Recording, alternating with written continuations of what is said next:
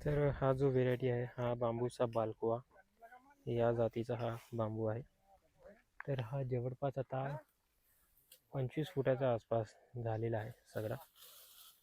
आणि आता पाऊस पडल्यामुळे हा पूर्ण हिरवागार झालेला आहे. आणि हा आमचा स्टॉक केलेला बांबूचा कटांग हा आहे इथे जमा स्टॉक केलेला. आता याला काढून हा पूर्ण फेन्सिंगला लावायचा. याच्यामध्ये पण चांगले शूट वगैरे निघाले आहे. नवीन नवीन शूट चांगले अंदर झालेले आहे. तर आता डेमो म्हणून याच्यामध्ये काही जे शूट्स आहेत चांगले मोठे आलेले आहेत. दाखवतो मी तुम्हाला.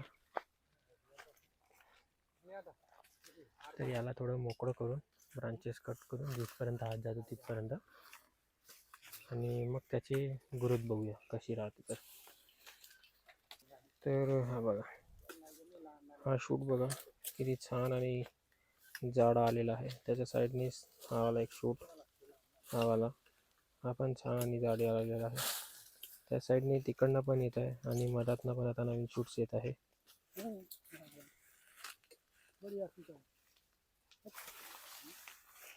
तर पुढच्या काही महिन्यामध्ये बघू याची ग्रोथ कशी येते. तर